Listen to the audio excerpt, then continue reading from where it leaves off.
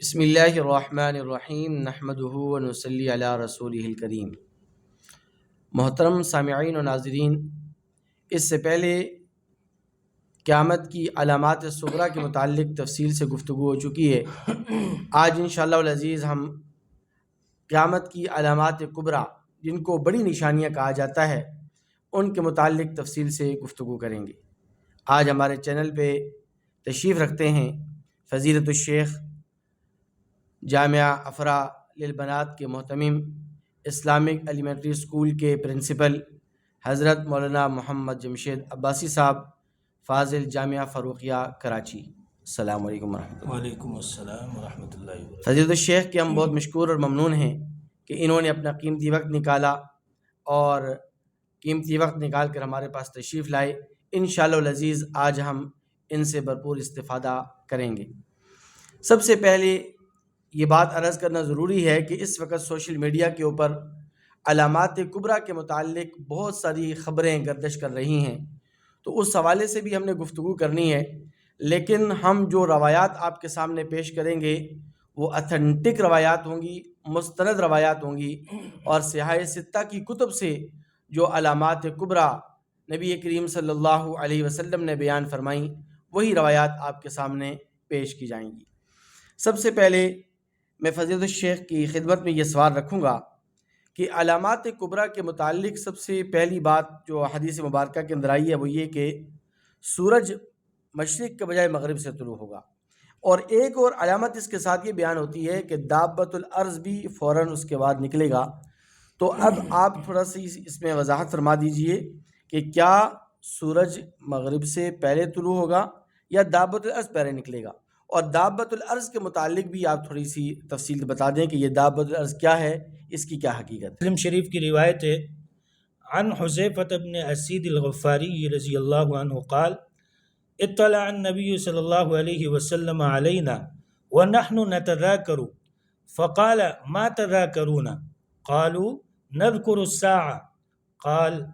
انها لن تقوم حتى ترون قبلها 10 آیات، کہ قیامت اس وقت تک نہیں آئے گی جب تک اس سے پہلے یہ 10 نشانیاں ظاہر نہ ہو جائیں۔ آپ صلی اللہ علیہ وسلم نے فرمایا فذکر الدخان والدجال والدابہ وطلوع الشمس من مغربها ونزول عیسی ابن مریم ویاجوج وماجوج وثلاثة خسوف، خسف بالمشرق وخسف بالمغرب وخسف بجزیرة العرب وآخر ذلك نار تخرج من اليمن تطرد الناس الى محشرهم۔ یہ روایت ہے، صحیح مسلم شریف کی روایت ہے۔ اس میں آپ صلی اللہ علیہ وسلم نے قیامت کی جو بڑی بڑی علامات ہیں ان کو بیان فرمایا۔ اب حضرت کا جو سوال تھا دابۃ الارض اور دجال، یہ کیا ہے؟ اور سورج دابۃ الارض اور سورج کا مغرب سے طلوع ہونا۔ اس سوال کے ساتھ انہوں نے یہ سوال بھی فرمایا کہ ان میں سے پہلے کون سی علامت ظاہر ہوگی، آیا سورج مغرب سے پہلے طلوع ہوگا یا دابۃ الارض کا خروج پہلے ہوگا؟ تو میں یہ جو دوسرا سوال ہے اس کو پہلے بیان کر دوں۔ دیکھیں یہ جو حدیث مبارکہ میں، اس طرح دیگر احادیث مبارکہ میں قیامت کی علامات بیان ہوئی ہیں، اور ان میں ایک ترتیب، بعض روایات میں ایک ترتیب ہے، بعض روایات میں دوسری ترتیب ہے۔ جیسے یہ روایت صحیح مسلم شریف کی آپ کے سامنے آئی، اس میں آپ صلی اللہ علیہ وسلم نے علامات جو گنوائی ان کو ایک ترتیب سے بیان فرمایا۔ اب یہ بات یاد رکھنے کی ہے کہ حدیث مبارکہ میں جو ترتیب بیان ہوئی ہے اس کا یہ مطلب نہیں ہے کہ یہ جو قیامت کی علامات جب وقوع پذیر ہوں گی تو وہ اسی حدیث مبارکہ میں بیان کردہ ترتیب کے مطابق ہوں گی۔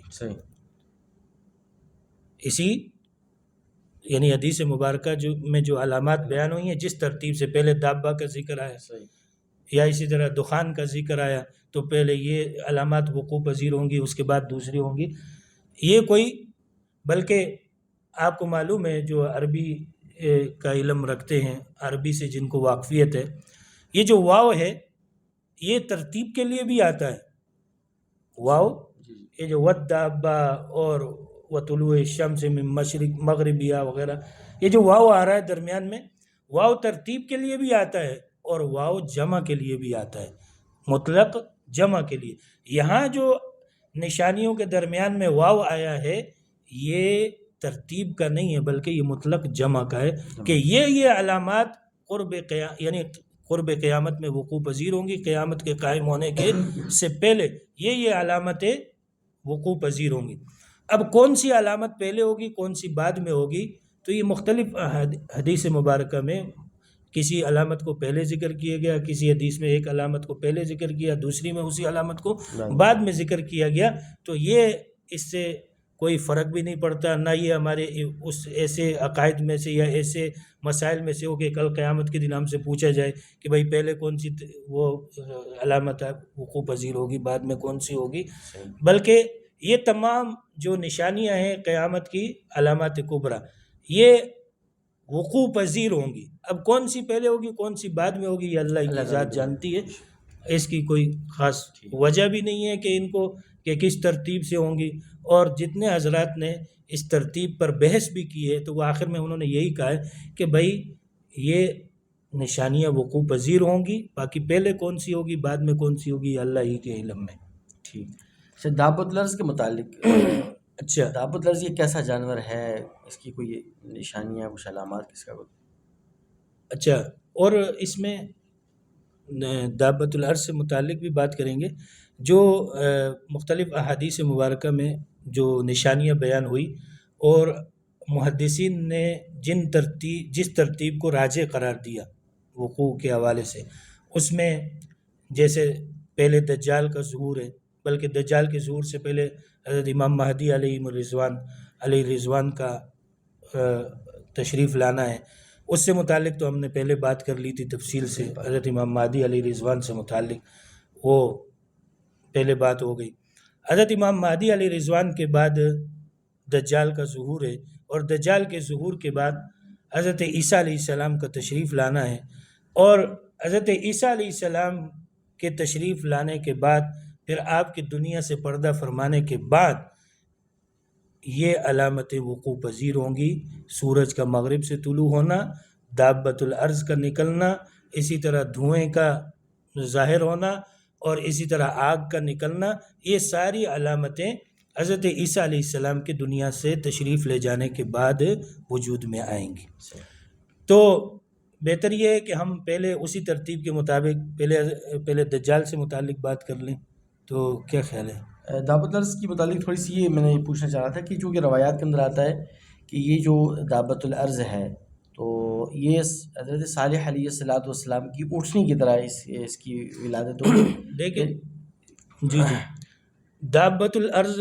قرآن مجید کی جیسے آیت مبارکہ وَإِذَا وَقَعَ عَلَيْهِمُ الْقَوْلُ أَخْرَجْنَا لَهُمْ دَابَّةً مِّنَ الْأَرْضِ تُكَلِّمُهُمْ أَنَّ النَّاسَ كَانُوا بِآيَاتِنَا لَا يُوقِنُونَ. اس آیت مبارکہ میں اس علامت قیامت کا ذکر ہوا ہے کہ ایک عجیب الخلقت جانور وہ اس کی پیدائش ہوگی, اور پیدائش بھی عجیب طریقے سے, یعنی جیسے حضرت صالح علیہ السلام کا معجزہ وہ اونٹنی, وہ پہاڑ سے جیسے اس کی پیدائش ہوئی قوم کے مطالبے پر آپ نے اللہ سے دعا کی, اللہ نے وہ اس معجزے کا ظہور فرمایا. اسی طرح قرب قیامت میں یہ دابۃ الارض کا نکلنا یہ ایک پہاڑ سے بالکل اس طرح نکلے گا جیسے ایک جانور اپنی ماں کی پیٹ سے باہر آتا ہے, مکہ کی پانی صفا سے ہوگا. جی اس طرح اس پہاڑی سے باہر آئے گا. ایک تو یہ یعنی اللہ کی قدرت کا ایک تو یہ اظہار ہوگا, دوسرا اظہار یہ ہوگا اللہ کی قدرت کا کہ یہ جانور لوگوں سے بات کرے گا. تُكَلِّمُهُمْ أَنَّ النَّاسَ كَانُوا بِآيَاتِنَا لَا, یہ جانور یعنی یہ اللہ کی نشانی ہے, بہت بڑی نشانی ہے, قیامت آ چکی ہے, قریب ہے, بالکل سر پہ آ چکی ہے. لوگ چونکہ ان علامتوں پر یقین نہیں لاتے اس لیے یہ بات کرے گا, یہ کلام کرے گا. اور اسی طرح اس جانور سے متعلق یہ بھی روایات میں آتا ہے کہ یہ جانور باقاعدہ جو مومن ہوں گے ان کے چہرے پر بھی نشان لگائے گا. کیا لگائے گا؟ نشان لگائے گا, مہر لگائے گا, ان کے مومن ہونے کی علامت ہوگی. اور جو کافر ہوں گے منافق ہوں گے ان پر اس کی مہر لگائے گا. یہ دابۃ الارض سے متعلق. دوسرا سوال حضرت فضیلۃ الشیخ آپ کی خدمت میں پیش کر رہے ہیں کہ دجال کے متعلق، جی جی کیونکہ دجال کے متعلق بھی اس وقت سوشل میڈیا کے اوپر بہت ساری چیزیں وائرل ہیں، تو ایک تو اس کے بارے میں بتائیے، اس کا دجال کا مکمل تعارف کروائیے، اور دوسرا یہ کہ دجال کی فتنے سے کیسے بچا جائے گا، اور مومن اور ایمان والے اس کے فتنے سے کیسے بچیں گے، اور اس کے حوالے سے قرآن و حدیث کی روشنی میں کیا تفصیلات ہیں؟ دیکھیں، سب سے پہلے تو دجال کا تعارف ہے۔ دجال سے متعلق جیسے میں نے کہا کہ بہت ساری باتیں مشہور ہیں، کوئی شر کے غلبے کو دجال قرار دیتا ہے، اور کچھ لوگ یہ کہتے ہیں کہ اسرائیل کا وہ جو طیارہ ہے KF-R طیارہ، اس کو دجال قرار دیتے ہیں، اس کو دجال، کیونکہ وہ غیر معمولی صلاحیتوں کی حامل وہ سواری ہے۔ اور KF-R، اور حدیث مبارکہ میں یہ علامت بیان ہوئی کہ دجال کی پیشانی پر کافارا، کافرے یہ لکھا ہوگا، یعنی کافر لکھا ہوگا، تو کہتے ہیں یہ دجال ہے۔ تو یہ جیسے پہلے بھی میں نے بات عرض کر دی تھی کہ دجال سے متعلق یہ جو تعویلات کی جاتی ہیں یہ باطل ہیں، ان کی کوئی وہ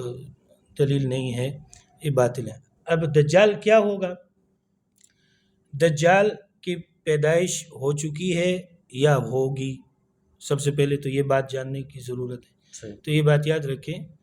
دجال قرب قیامت میں اس کا ظہور ہوگا، خروج ہوگا۔ ایسا نہیں ہے کہ وہ امام مہدی علیہ رضوان کی طرح بعد میں پیدا ہوگا، پھر 40 سال کے بعد جو ہے وہ ظاہر ہوگا، ایسا نہیں۔ دجال وہ جیسے بعض حضرات فرماتے ہیں کہ حضرت یافس بن نوح علیہ السلام کے ایک بیٹے تھے، ان کی اولاد میں سے، اور اس کی پیدائش ہو چکی ہے، اس کی پیدائش ہو چکی ہے۔ البتہ اللہ تعالیٰ نے اس کو فی الحال قید کر دیا، فی الحال کیا کر دیا؟ قید کر دیا۔ اور جیسے حضرت تمیم داری رضی اللہ تعالیٰ جو مشہور صحابی ہیں، وہ ان کی دجال سے ملاقات کا واقعہ حدیث مبارکہ میں مستند ترین جو روایت ہے، اس میں حضرت فاطمہ بنت قیس رضی اللہ تعالیٰ عنہ اس کی راوی ہیں، وہ بیان کرتی ہیں۔ اور حضرت تمیم داری جو مسلمان ہوئے تھے، ان کے اسلام لانے کی وجہ وہی دجال سے ملاقات ہی تھی۔ دجال کے میں پوچھنا چاہ رہا تھا کہ دجال کے ہاتھ میں جو خوارق کا ظہور ہوگا، اس کے حوالے سے تو تفصیلات لوگ جاننا چاہتے ہیں، کیونکہ بعض روایت میں آتے ہیں اس کے ہاتھ میں اللہ تعالیٰ نقلی جنت اور دوزخ بھی اس کے ہاتھ میں رکھ دیں گے۔ اور جی ایک تو یہ ہے کہ دجال کے بارے میں یہ میں نے تھوڑا سا تعارف آپ کے سامنے کر دیا کہ دجال کا اس کی ولادت ہو چکی ہے، قرب قیامت میں اس کا ظہور ہوگا، خروج ہوگا۔ اصفہان علاقہ ہے، اور خراسان بھی بعض روایات میں لفظ آیا ہے، اور یہودا کی جگہ سے اس کا خروج ہوگا، ظہور ہوگا، مشرق کی طرف سے اس کا جو ہے ظہور ہوگا۔ اور دوسری بات یہ ہے کہ دجال کی جو یعنی دراز قد، لمبے قد والا ہونا، اور اسی طرح اس کی پیشانی پر کافارا یہ لکھا ہوا ہوگا، اور اسی طرح اس کے پاس تیز رفتار یعنی گدھے کی طرح کی سواری ہوگی جو انتہائی تیز رفتار ہوگی، اور اس کی رفتار کا یہ عالم ہوگا کہ وہ منٹوں میں میلوں کا سفر طے کرے گی۔ یہی وجہ ہے کہ دجال جو ہے پوری دنیا کا چکر اسی بنیاد پر لگائے گا، سوائے 3 مقامات کے کہ ان میں وہ داخل نہیں ہو سکے گا، ان میں سے ایک مکہ المکرمہ، ایک جو ہے مسجد نبوی شریف، وہاں وہ داخل نہیں ہوگا۔ اب آپ دجال سے متعلق کیا سوال فرمائیں گے؟ کہ تو اس کے ہاتھ میں جو کرشمے ہوں گے جی تو ان کی تفصیلات، کیا کیا کرشمے ہیں؟ تو جیسے حدیث مبارکہ میں آتا ہے کہ دجال کے ساتھ سب سے بڑی جو خرق عادت جو بات ہے، اور جس سے لوگ زیادہ متاثر ہوں گے اور اس کی طرف مائل ہوں گے، وہ اس کے ساتھ خوراک کے ذخیرے پہاڑوں کی طرح ہوں گے، اور وہ اس کے ساتھ چلیں گے۔ انتہائی تنگ دستی کا عالم ہوگا، لوگ بھوک کے ستائے ہوئے ہوں گے، تو اس کے ساتھ جو ہے وہ خوراک کے ذخیرے، اور اپنے ماننے، وہ کہے گا جو میرے اوپر ایمان لائے گا، میری باتوں کو مانے گا، تو میں اس کو جتنا چاہے گا، جتنا مرضی ہے میرے ان ذخیروں میں سے، ان خزانوں میں سے لے لے۔ اسی طرح اس کے ساتھ جو ہے نہریں ہوں گی، اس کے ساتھ نہریں ہوں گی. اور اسی طرح دیگر خوارق عادت بہت ساری غیر معمولی صلاحیتوں کی اللہ نے اس کو جو ہے قدرت دی ہوگی کہ وہ جہاں چاہے گا، بھائی کسی زمین پر بارش نہیں ہو رہی تو کہے گا کہ میری بات کو مانتے ہو تو میری بات کو اگر تم لوگ مانتے ہو تو میں تمہاری زمین پر بارش ابھی برسا دیتا ہوں. تو لوگ کہیں گے ٹھیک ہے کر کے دکھاؤ، تو وہ فوراً بادل کو حکم دے گا، بارش برسنا شروع ہو جائے گی. تو اس طرح کی چیزیں دیکھ کر لوگ جو ہے اس کی طرف ناظرین ایک اور جو سب سے اہم بات ہے وہ یہ کہ دجال کے ہاتھ میں اللہ تبارک و تعالیٰ ایسی خوارق عادت چیزیں ان کے ہاتھ اس کے ہاتھ سے ظاہر فرما دیں گے کہ باقاعدہ اور باضابطہ طور پر ایک نوجوان کو وہ قتل کرے گا. اس نوجوان کے 2 ٹکڑے کر دیے جائیں گے، پھر اس کو وہ حکم دے گا تو وہ نوجوان باقاعدہ اور باضابطہ طور پر زندہ ہو جائے گا. تو ایسی چیزیں جو ہوتی ہیں ان کو خوارق عادت کے طور پر چیزوں کا ظہور کہا جاتا ہے. لیکن ایک بات جو بہت زیادہ اہم ہے وہ یاد رکھنے کی ہے، وہ یہ کہ یہ جو خوارق عادت چیزیں ہوتی ہیں یہ اگر اللہ تبارک و تعالیٰ اپنے انبیاء اکرام علیہ الصلوۃ والتسلیمات میں سے کسی نبی کے ہاتھ پر ظاہر فرما دیں تو انہیں معجزات کہا جاتا ہے. اور خوارق عادت کی چیزیں اگر اللہ تعالیٰ کسی اپنے نیک صالح متقی پرہیزگار بزرگ کے ہاتھ پر ظاہر فرما دیں تو انہیں کرامت کہا جاتا ہے. اور اگر یہ خوارق عادت چیزیں اگر اللہ تبارک و تعالیٰ کسی فاسق فاجر کسی کافر مشرک کے ہاتھ پر ظاہر فرما دیں تو انہیں استدراج کہا جاتا ہے. یہ جو دجال کے ہاتھ سے جو چیزیں ظاہر ہوں گی اور تو ان کو استدراج کہا جائے گا، اور استدراج ہی کے قبیل سے ہیں. اچھا فضیلت الشیخ، وقت بہت مختصر ہے، سوالات بہت سارے ہیں ہمارے پاس، لیکن اس وقت آپ کے سامنے صرف ایک چھوٹا سا سوال رکھنا ہے. وہ یہ کہ امام مہدی علیہ رضوان کے متعلق ہم نے الحمدللہ تفصیل سے بات کی، اور اللہ تبارک و تعالیٰ نے لوگوں کے دلوں میں ان باتوں کو بٹھایا اور لوگ بڑے متاثر ہوئے. اور حالانکہ وہ 45 منٹ کی ویڈیو ہے ہماری یوٹیوب چینل کے اوپر 5 سے 7 منٹ کا کلپ دیکھا جاتا ہے، لیکن الحمدللہ ہماری وہ ویڈیوز لاکھوں لوگوں نے دیکھی ہے اور لاکھ سے زیادہ اس پر ویوز ہیں. اور صرف ملک پاکستان ہی نہیں، بیرون ملک انڈیا، بنگلہ دیش، UK، USA سے بھی لوگوں نے کمنٹس کیے ہیں اور لوگوں نے کہا ہے کہ ہمارے سامنے امام مہدی علیہ رضوان کی اصل حقیقت اور اصل تعارف ہمارے سامنے آیا ہے. تو ہم جو بھی بات کرتے ہیں الحمدللہ قرآن کی روشنی میں مستند اور اتھینٹک بات کرتے ہیں، ہم سنی باتیں یا من گھڑت روایات آپ کے سامنے نہیں پیش کرتے.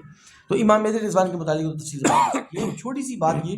کہ امام مہدی علیہ رضوان کے متعلق جو مشرق والی روایات کو لے کر یہ لاہور والے حضرات جو محمد قاسم بن کریم کے جو پیروکار ہیں یا ان کے ماننے والے ہیں، وہ ان مشرق والی روایات کو بنیاد بنا کر محمد قاسم بن عبد الکریم کو امام مہدی ثابت کرنے کی ناکام کوشش کر رہے ہیں. تو اس حوالے سے مختصر سی روشنی ڈالیے، پھر آگے چلتے ہیں انشاءاللہ. اس کے بارے میں جیسے سنن ابن ماجہ کی روایت ہے، سنن ابن ماجہ شریف کی روایت ہے، اس میں آپ صلی اللہ علیہ وسلم نے کیا فرمایا؟ فَيَخْرُجُ نَاسٌ مِّن قِبَلِ الْمَشْرِقِ یا من المشرق فَيُوَطِّئُونَ لِلْمَهْدِي أَيْ سُلْطَانَهُ، کہ مشرق کی طرف سے ایک جماعت آئے گی جو حضرت امام مہدی علیہ الرضوان کی حکومت کے معاملات میں مزید تقویت کا باعث بنے گی، ان کی معاونت کرے گی. اب یہ جو کہتے ہیں کہ امام مہدی علیہ رضوان کا ظہور مشرق کی طرف سے ہوگا، آپ کا تعلق مشرق سے ہے اور مشرق کی طرف سے آپ آئیں گے، اس لشکر میں سے ہوں گے، یہ بات بالکل صحیح نہیں ہے. امام مہدی علیہ رضوان کا جیسے پہلے بھی ہم نے تفصیل سے عرض کی آپ کو یہ بات کہ آپ کا تعلق عرب سے ہوگا اور آپ کی جو پرورش ہے وہ مدینۃ المنورہ میں ہوگی. آپ 40 سال تک کا جو عرصہ ہے آپ کا مدینۃ المنورہ میں گزرے گا. مشرق والی جو روایت ہے، ایک تو اس کا یہ جواب ہو گیا کہ دوسری حدیث مبارکہ میں آتا ہے، یہ سنن ابن ماجہ کی آپ کے سامنے میں نے رکھی، کہ یہ مشرق کی طرف سے ایک لشکر آئے گا جو امام مہدی علیہ رضوان کی معاونت کرے گا. یہ نہیں ہے کہ امام مہدی علیہ رضوان ان کے ساتھ آئیں گے. ایک بات یہ ہوگی. دوسری بات یہ کہ ایسا بھی ہے کہ امام مہدی علیہ رضوان جہاد کے لیے، قتال کے لیے مختلف علاقوں کا سفر کریں گے. آپ قتال کے لیے باہر تشریف لے گئے اور وہاں سے ایک لشکر کے ساتھ آپ واپس مشرق کی طرف سے آ رہے ہیں. اب اس سے یہ ثابت نہیں ہوتا کہ آپ کا تعلق بھی مشرق سے ہو گیا. آپ کا تعلق مدینۃ المنورہ سے ہے، لیکن آپ جہاد کے لیے کسی علاقے کے واپسی میں بہت سارے آپ کے معاون آپ کے ساتھ ہو گئے، آپ واپس ان کے ساتھ. اور تیسرا جواب یہ ہے کہ جس روایت جو یہ مشرق والی روایات ہیں کہ امام فَإِنَّهُ فِيهِمْ خلیفۃ اللہ المہدی، آخری الفاظ ہیں اس روایت کے کہ مشرق کی طرف سے ایک لشکر آئے گا اور اس میں جو ہے اللہ کے خلیفہ امام مہدی ہوں گے. یہ جو روایت ہے، یہ جو آخری الفاظ ہے فَإِنَّهُ فِيهِمْ خلیفۃ اللہ المہدی، یہ جو الفاظ ہیں یہ بعض محدثین یہ فرماتے ہیں جنہوں نے سندوں پر تحقیق کی، جن کے اسماء الرجال پر کتب ہیں، وہ فرماتے ہیں کہ ان روایات میں راوی ہیں حضرت سفیان، اور وہ اگرچہ متقی پرہیزگار اور انتہائی ان کا بڑا مقام ہے، لیکن وہ مدلسین میں سے ہیں. یہ جو الفاظ ہیں یہ ان کے آپ اپنے شامل کردہ ہیں، یہ حدیث کے الفاظ نہیں ہیں. تو بہر کہ آپ کو جزاک اللہ جی، بہت شکریہ، آپ نے ہمیں تفصیل سے جواب دیا. چوتھا سوال آپ کی خدمت میں فضل الشیخ حضرت عیسیٰ علیہ السلام کے متعلق عرض کرنا ہے، لیکن اس سے پہلے میں ناظرین اور سامعین کی نظر میں ایک دو باتیں عرض کرنا چاہتا ہوں. پہلی بات یہ کہ عیسیٰ علیہ السلام کے متعلق تین چیزیں بڑی بنیادی ہیں. پہلی بات یہ کہ عیسیٰ علیہ السلام کی جو پیدائش ہے اور آپ علیہ السلام کی جو خلقت ہے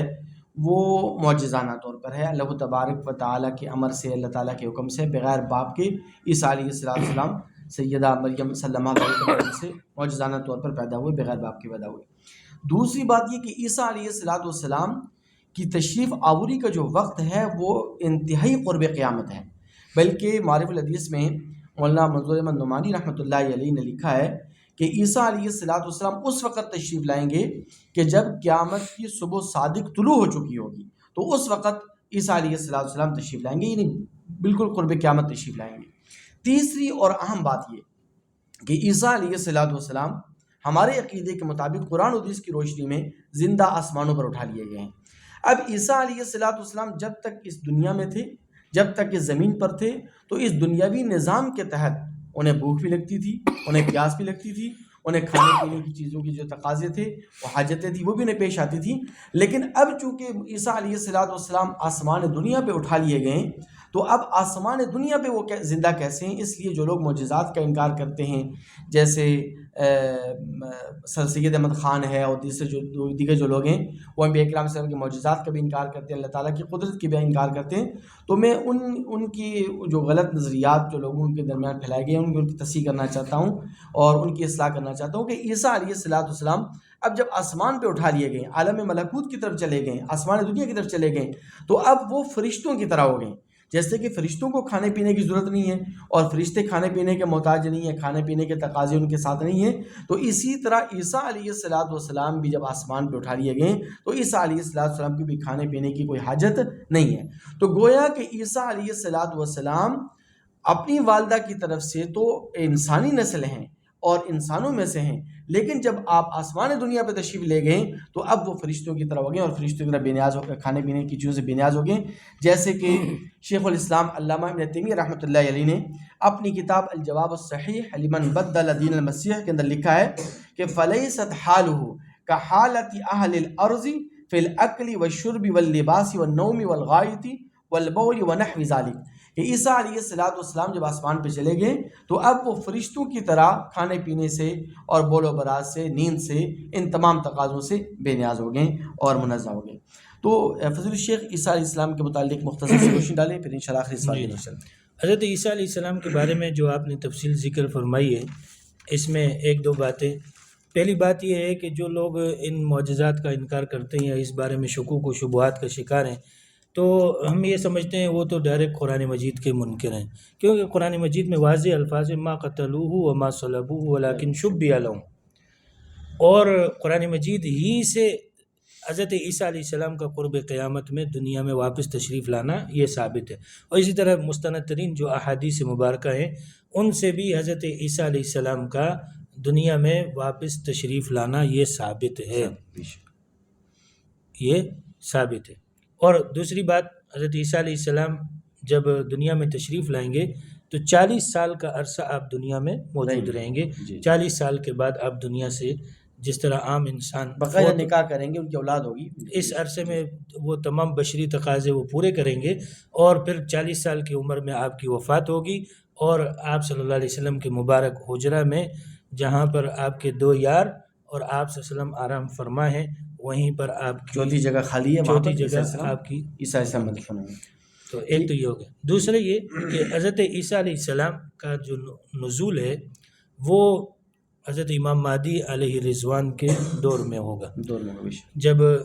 دجال کا ظہور ہو چکا ہوگا۔ صحیح۔ حضرت امام مہدی علیہ رضوان کے امام مہدی علیہ رضوان کے ظہور کے 7ویں سال جی جی جب دجال کا ظہور ہوگا تو اس وقت حضرت عیسیٰ علیہ السلام، اس وقت جب آپ فجر کی اذان ہو چکی ہوگی، اور بلکہ روایت میں آتا ہے کہ اقامت بھی ہو چکی ہوگی، دمشق کی مسجد میں اقامت بھی ہو چکی ہوگی، امام مہدی علیہ رضوان نماز پڑھانے کے لیے مصلی پر بھی جا چکے ہوں گے۔ عین جب امام اللہ اکبر کہنے ہی والا ہوگا کہ پیچھے سے کوئی آواز لگائے گا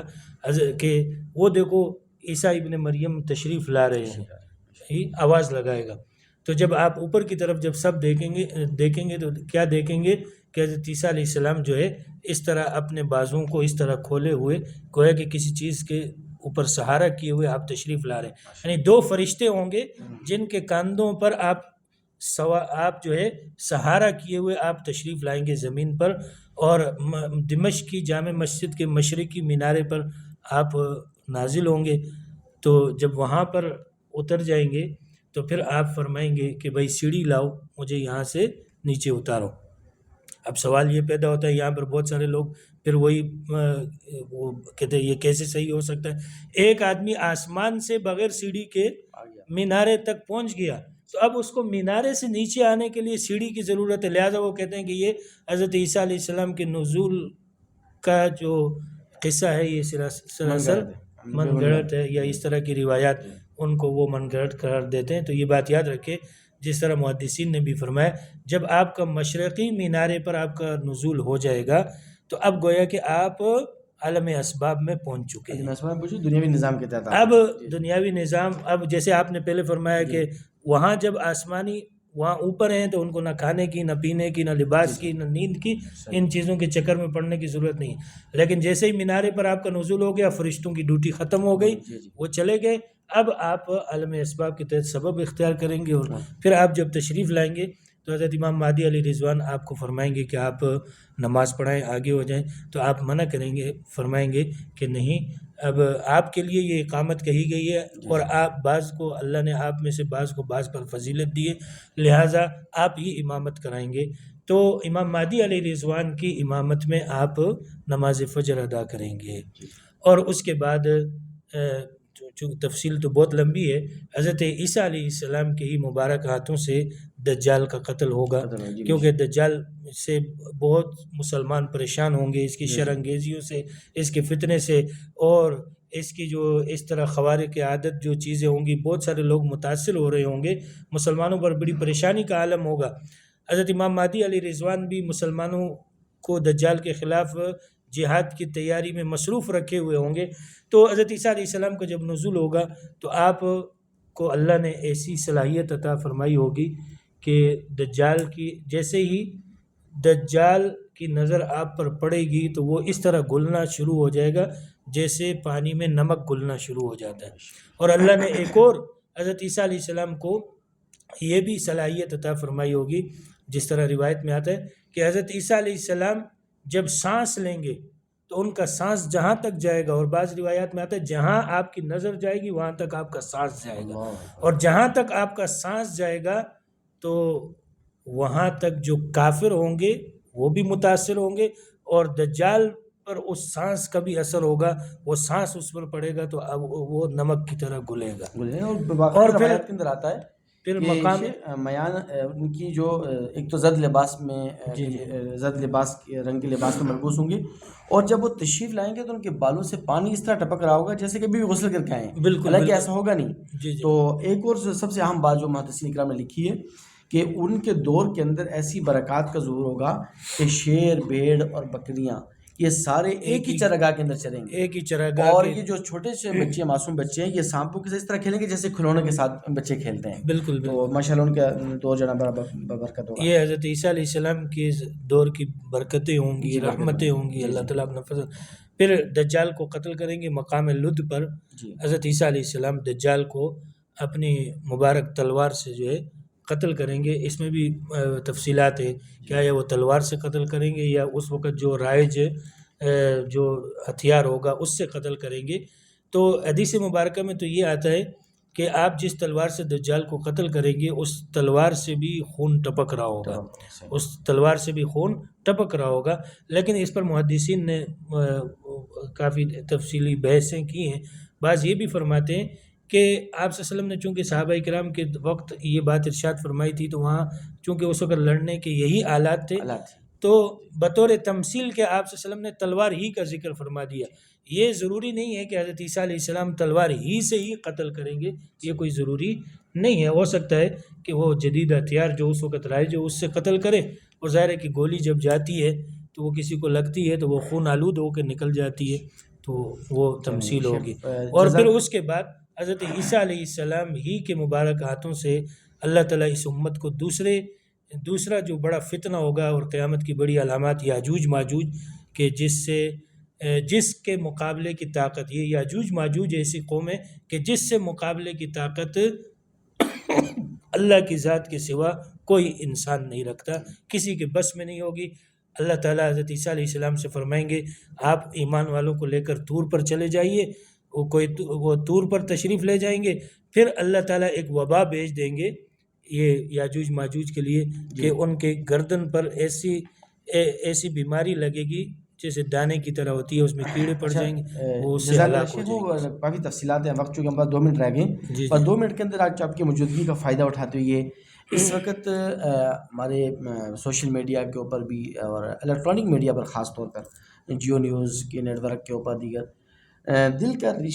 کا رشتہ ایپ کے متعلق کافی جو ہے نا ایڈ بھی چل رہے ہیں، اشتہارات بھی چل رہے ہیں، تو لوگ پوچھتے بھی ہیں اس کے بارے میں. تو مختصر 2 منٹ کے اندر اس کا جواب دیجیے گا کہ دل کا رشتہ ایپ کے متعلق آپ کیا فرماتے ہیں، کیا یہ آن لائن یہ رشتہ درست ہے، صحیح ہے، شرعاً اس میں کوئی قباحت تو نہیں؟ دیکھیں یہ جو رشتوں کی ایپس وغیرہ ہیں یا اس طرح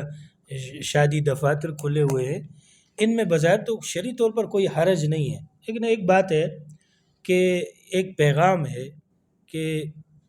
اولاد کو چاہیے کہ اپنے ماں باپ کو اعتماد میں لیں اس سلسلے میں،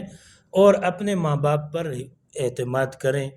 کیونکہ ماں باپ کبھی بھی نہیں چاہتے کہ ہماری اولاد کے لیے کوئی ایسی غلط جگہ کا انتخاب ہو کہ وہ ہمیشہ کے لیے دل کا رشتہ کوئی درد سر بنے. تو عام طور پر اس طرح کی چیزوں میں پڑھنا نہیں چاہیے. باقی یہ جو رشتہ ایپس وغیرہ یہ جو کام ہے کہ 2 زندگیوں کو آپس میں ملا دینا، اس میں شرعاً کوئی حرج نہیں ہے جب شرعی طریقے کے مطابق ہو، شرعی طریقے کے مطابق ہو، شرعی اصولوں کے مطابق نکاح وغیرہ ہو، تو پھر اس میں کوئی حرج کی بات نہیں ہے شرعی. بہت شکریہ فضل الشیخ، اللہ تعالیٰ آپ کو جزائے خیر دے، آپ تشریف لائے اور آپ نے بڑا قیمتی وقت دیا. محترم ناظرین، آپ نے مفصل اور تفصیلی آپ نے گفتگو سنی، مدلل گفتگو آپ نے سنی. قرآن و حدیث کی روشنی میں قیامت کی علامات کبریٰ کے متعلق جتنی بھی روایات ہیں ان کا خلاصہ آپ کے سامنے پیش کیا گیا. امید واسق ہے کہ آپ کو ویڈیو اچھی لگی ہوگی، گفتگو آپ نے سنی، آپ کو گفتگو بھی آپ کو اچھی لگی ہوگی. آپ ان علامات کبریٰ کے متعلق، قیامت کی علامات کے متعلق آپ کیا اظہار خیال کرتے ہیں؟ آپ کمنٹس کے اندر کوئی بھی سوال آپ پوچھیں گے قیامت کی علامات کبریٰ کے متعلق، یا مزید کوئی بھی سوال آپ کے ذہن میں ہو تو آپ کمنٹس میں ضرور سوال کیجیے گا اور اس ویڈیو کے متعلق اپنا فیڈ بیک ضرور دیجیے گا. اللہ تعالیٰ آپ کا اور ہم سب کا حامی و ناصر ہو. السلام علیکم ورحمۃ اللہ وبرکاتہ. وعلیکم